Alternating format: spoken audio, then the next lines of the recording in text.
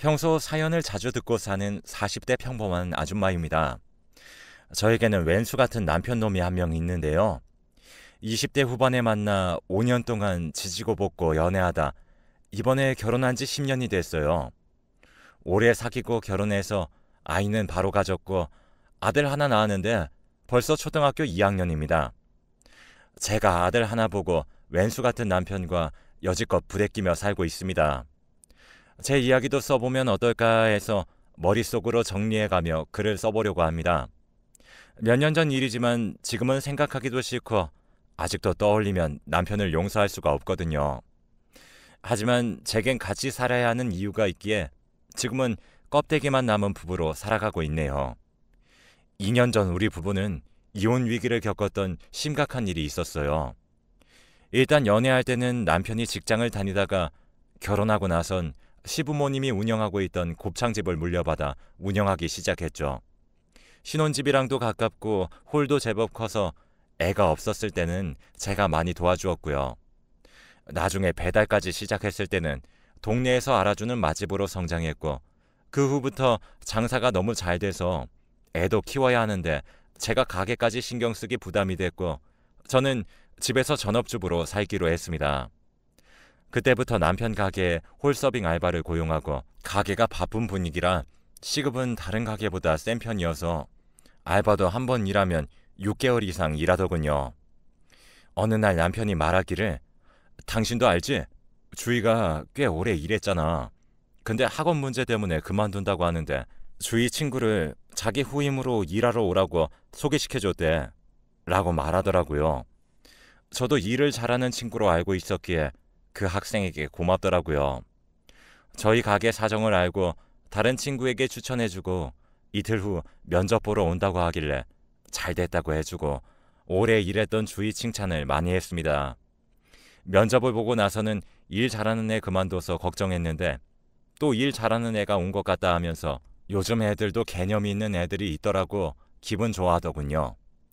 제가 봐도 얌전하지만 응대도 제법 잘하고 일도 야무지게 하는 모습을 보고 전에 일했던 학생만큼 일해줬으면 좋겠다 해서 가끔 볼 때면 간식도 사다 주고 애로사항 없게끔 잘해줬습니다. 그렇게 또 6개월이 지나가고 점점 친해지면서 정말 가족 같은 분위기의 근무 환경으로 만들어주려고 노력했어요. 그렇게 시간이 지났고 금토는 주말이라 가게가 더 바빠 항상 늦게 끝나는 걸 알고 있거든요. 가게는 일요일 하루만 쉬는데 늦게 마감해봤자 2시 정도였어요. 근데 언제부터인지 유독 남편은 토요일만 새벽 3시가 넘게 퇴근을 하더라고요. 제가 애기 재우고 남편을 기다렸다가 같이 잠자리에 드는 편이어서 자기 요새 토요일은 좀 많이 늦네? 라고 말했더니 남편이 요새 토요일마다 오는 단골 손님이 있는데 그 손님이 좀 늦게 왔다가 늦게 가셔서 마감이 늦네 하면서 피곤해 하더라고요. 당시엔 고생하는 모습이 얼마나 짠해 보이던지 그렇게 2주 간격으로 퇴근이 늦는 토요일엔 남편이 전화해서 기다리지 말고 먼저 자고 있으라고 하며 어차피 알바는 11시까지 일하고 갔으니 자기 혼자 천천히 마감하고 오겠다고 걱정 말라며 저를 안심시켰습니다. 그렇게 몇 달이 지났을까요? 여느 때와 다름없이 일요일 아이와 함께 놀아주며 시간을 보내고 있었습니다. 남편은 평소 휴대폰을 진동으로 잘 바꿔놓지 않는데 그날 유독 휴대폰에서 진동 소리가 계속 울리더라고요. 제가 자기 휴대폰인가? 진동이 계속 울리네? 연락 올 사람 있어? 하고 물었더니 없지. 일요일에 연락할 사람이 누가 있겠어? 라며 휴대폰을 슬쩍 보더니 평소처럼 놓길래 그러려니 했습니다. 그런데 그 당시 남편의 행동이 제가 느끼기에 약간 어색했던 것 같아요. 문득 여자만이 알 수 있다는 이상한 느낌 아시려나요? 그런 게 딱 느껴지는데 그때는 그냥 넘어갔습니다. 제가 좀 어색하다고 느꼈던 그때부터 남편의 행동이 좀 의심스럽게 느껴졌어요. 평일에도 마감이 12시인데 알바생과 함께 마감을 한다는 겁니다. 원래는 평일엔 그렇게 바쁘지 않아서 10시까지만 알바를 쓰기로 했거든요. 그때 워낙에 우리 가족이랑도 친하니까 가게에 신경을 많이 써줘서 몇 번은 고맙게 느껴졌는데 지속적으로 같이 마감을 한다니까 조금 미안하더라고요. 그래서 하루는 제가 가서 알바를 보내고 남편과 함께 마감하고 퇴근해야겠다 싶어 아이를 일찍 재우고 가게로 갔던 적이 있습니다. 그때가 밤 10시경이었고 가게를 갔는데 홀 정리를 하고 있었는지 주방 쪽에 설거지하는 소리가 들리더라고요. 그러다가 점점 주방 쪽으로 가는데 여자의 목소리로 앙탈을 부리는 듯 하지 말라는 소리와 남편의 웃는 소리가 들리길래 최대한 자연스럽게 주방으로 들어가며 여보, 여기 있었네? 정리하고 있었어? 라고 하니 둘 다 화들짝 놀래서 저를 쳐다보더라고요. 둘이 나란히 서서 사이좋게 고무장갑 끼고 물장난을 치며 설거지를 하고 있었나 봐요. 제가 뭐 하냐고 물으니 설거지가 많아서 이것만 하고 집에 보내주려 했다더군요. 그런데 어떤 사장과 알바생이 서로 물장난을 치며 설거지를 하겠어요. 그대로 알바생에게 고무장갑 놔주고 집에 얼른 가라고 보내는데 알바애가 남편 눈치를 슬쩍 보더니 내일 뵙겠다며 가더군요. 그때부터 제 기분이 살짝 나빠지면서 남편에게 왜 집 갈 시간 임박한 애한테 설거지를 시키냐고, 그리고 내가 온 게 그렇게 놀랄 일이냐고 따졌어요. 그랬더니 남편이 하는 말이 아니라고, 알바애 본인이 설거지하고 가겠다고 해서 시킨 거고 당신이 와서 놀란 게 아니고 손님인 줄 알고 놀란 거라고 그렇게 말하더군요. 그럴듯한 얘기죠. 저는 확실하게 앞으로 알바 퇴근 시간 되면 딱딱 보내라고 언지를 줬고 그날은 그렇게 지나갔습니다. 그리고 그날부터 그 앞에서 제가 들었던 여자의 앙탈을 부리며 웃는 소리와 남편의 웃음소리가 머릿속에서 한동안 떠나지 않아 계속 뭔가 찝찝한 느낌에 남편이 집에 와서 씻고 있을 때 휴대폰을 몰래 켜봤어요. 평소에 휴대폰 비밀번호를 설정하지 않는 사람인데 갑자기 비밀번호가 걸려있는 거예요. 문자나 카톡이 와 있는 것 같은데 누군지 모르니 이거 이상하다. 뭔가 있는 걸 확 느꼈고 그때부터 평소처럼 행동하되 남편의 행동을 주시하기로 했습니다. 가게 초반에 CCTV를 설치하면서 휴대폰으로 CCTV 보는 어플을 깔았었는데 제가 전업주부로 전환하면서 안 보고 있었거든요. 이상한 낌새를 느끼고 난 이후부터 그걸 자주 보기 시작했어요. 남편의 휴대폰을 보면 뭐가 나올 것 같은데 비밀번호가 걸려 있어서 보기가 쉽지 않았기 때문이죠. 그리고 동시에 걱정했던 건 내가 의심을 해서 정말로 뭐가 나오면 그땐 어떡하며 아이도 커가는데 수습을 어떻게 해야 하는지 고민이 되기 시작했어요. 그 이후로 계속 CCTV 영상을 들여다보고 있는데 일하는 모습이 평소와 다를 게 없어 보였어요. 조금 이상하다 느끼는 장면이라면 같이 테이블 치우고 들어갔다가 몇 분이 지난 후 나온다던가 하는 영상 정도, 그것도 참 이상해 보여서 기록을 해놨고요. 퇴근 시간이 되면 알바를 집에 보내는지가 관건이어서 때맞춰 확인을 했는데 딱 시간 맞춰 보내고 자기가 마감을 하고 있고 그러더라고요. 평일은 그렇게 넘어가는 듯 싶었고 남편의 휴대폰이 잠겨 있어서 밤마다 오는 것 같은 메시지는 확인하지 못했습니다. 그러다가 남편이 늦게 들어오는 토요일이 되었고 저는 잠들지 않은 채 가게 CCTV를 보기로 했습니다. 거기서 충격적인 장면을 보게 되었어요. 남편이 그동안 2주 간격으로 토요일만 되면 늦게 들어왔던 이유가 늦게 오는 손님 때문이라고 했었는데 그 손님이 바로 알바였더군요. 알바가 11시에 퇴근을 한 것이 찍혔고 남편이 홀 정리를 시작했고 남은 손님들이 다 가고 나서 1시간 뒤에 가게 불이 꺼졌어요. CCTV 영상이 흑백으로 보이더군요. 그리고 때맞춰 알바생이 사복 차림으로 다시 가게에 들어왔고요. 그렇게 다시 만난 두 사람은 다정하게 포옹하며 CCTV를 한번 쳐다보더니 가게 안에 유니폼을 갈아입을 수 있도록 마련해둔 쪽방이 있는데 그곳으로 들어가더군요. 그리고 그 둘은 한동안 나오지 않았습니다.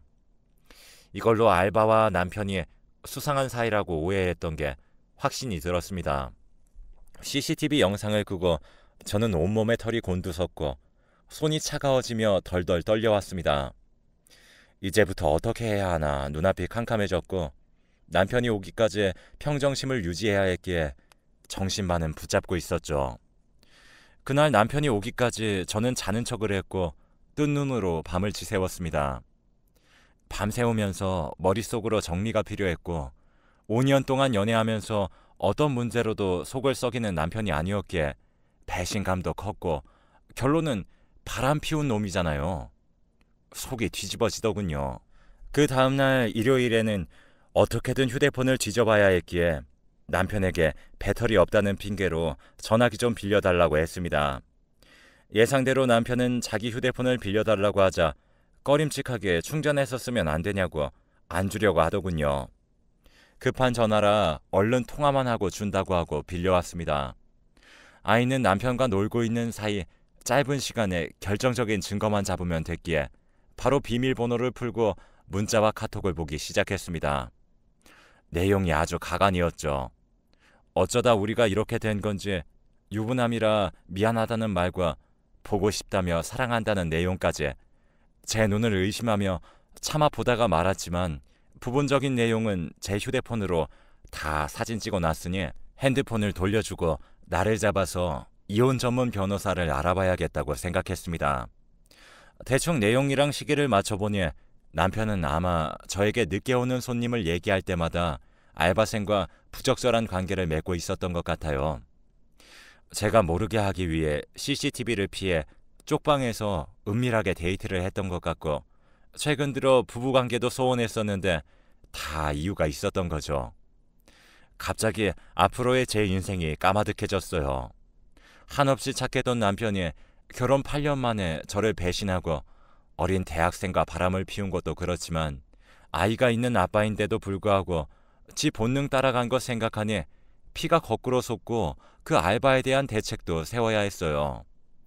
남편 앞에서는 평소와 같은 행동으로 연기해야 하니 스트레스가 이만저만이 아니었습니다.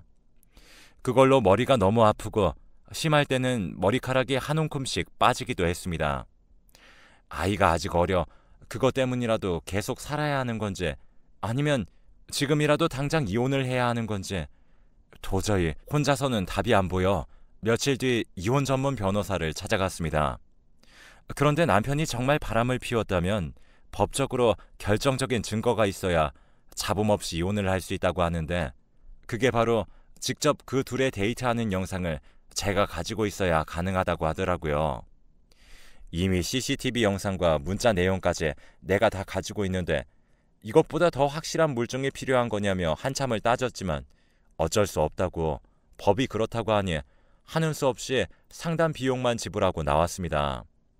나와보니 이혼이 쉬운 게 아니라는 것을 알았기에 새로운 대책을 세워야만 했고 저는 증거를 가지고 시부모님을 찾아가기로 했습니다. 시부모님 댁도 저희 집에서 멀지 않은 곳에 있어서 가는 내내 어떻게 얘기를 해야 하는지 과연 누구 편을 들어주시려나 걱정하며 시댁으로 갔습니다. 막상 시부모님 앞에서 말하려니 입이 안 떨어져서 우물쭈물하고 있는데 아버님께서 먼저 무슨 일 있느냐고 여쭤보시더라고요. 그때부터 시부모님 앞에서 눈물을 흘리며 우리 그이가 바람이 난 것 같다고 상대는 알바생이라는 것까지 그리고 현재 가지고 있는 증거들을 다 보여드렸습니다. 시부모님은 한동안 제 앞에서 말이 없으셨고 어머님은 말없이 제 손을 잡으며 연신 미안하다 말씀하시더라고요. 아버님은 그이에게 전화해서 따지겠다고 하는데 제가 극구 말렸습니다. 그리고 솔직하게 얘기했습니다. 사실 이혼을 하고 싶은데 변호사 사무실 간에 결정적인 증거 영상이 있어야 그게 증거로 적용된다고 해요. 그런데 차마 제가 그런 증거를 만들 용기가 나지 않아요. 했더니 저희 시부모님 저에게 제발 이혼만은 생각하지 말라며 대책을 같이 세워보자 하시더군요. 연애할 때부터 저를 많이 예뻐해 주셨던 분들이어서 차마 매정하게 말씀드리지 못했습니다. 그리고 당시에 남편과 같이 살 용기가 나지 않는다 말씀드리니 애기랑 짐 싸서 시댁으로 들어오라고 하시더군요. 그날 저는 남편이 가게에 있을 때 짐을 싸고 아이와 함께 말없이 시댁으로 들어갔습니다. 솔직히 저는 참 시댁을 잘 만났다고 생각하는 것이 뭐냐면 그때 시부모님 앞에서 대놓고 이혼하고 싶다고 말씀드렸는데 너무나도 죄인처럼 본인들이 너무 미안해하시며 다독여 주셨고 제가 상처받았을 거라 생각해서 친정 부모님보다 더 저를 챙겨주셨거든요. 그날 밤 남편이 퇴근하고 제가 집에 없는 것을 알고 핸드폰으로 전화를 수십 통 해대는데 저도 안 받을 생각이었지만 시어머님께서 하는 말씀이 당분간 전화 받지도 말고 지 잘못 지가 깨달을 때까지 놔둬 하시는데 다른 집 시부모님 같았으면 내 새끼 편 들으며 며느리 희생만을 요구했을 텐데 나 정말 우리 시부모님 잘 만났다 싶었습니다.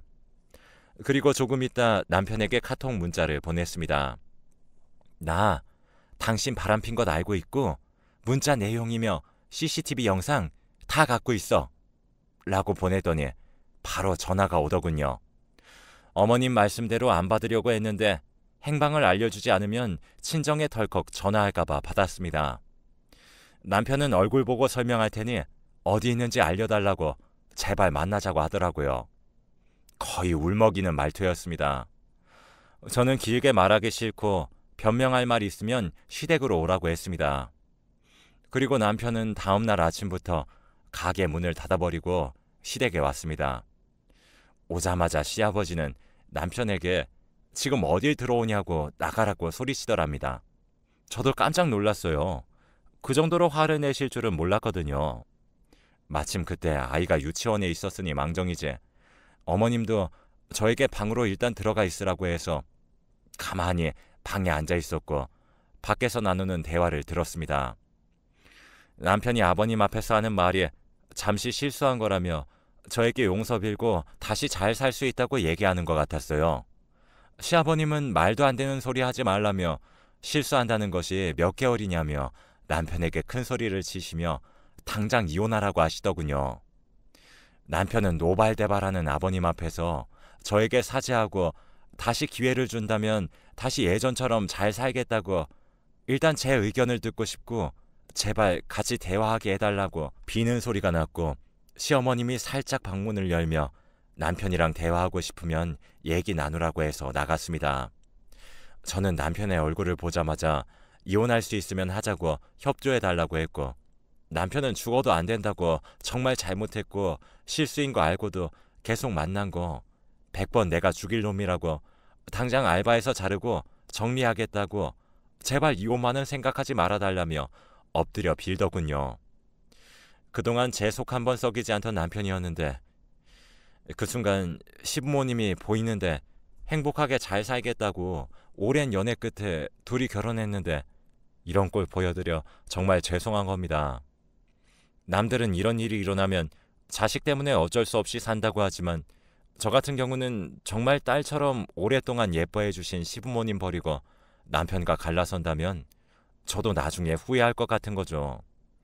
그래서 남편에게 당장 알바 자르고 관계 정리한 후에 다시 말해보자고 일단 눈앞에서 사라지라고 했습니다.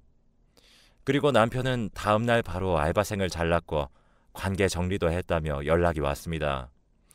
그래도 도무지 믿음이 가지 않았지만 나중에 남자 알바생을 뽑았다고 하더라고요.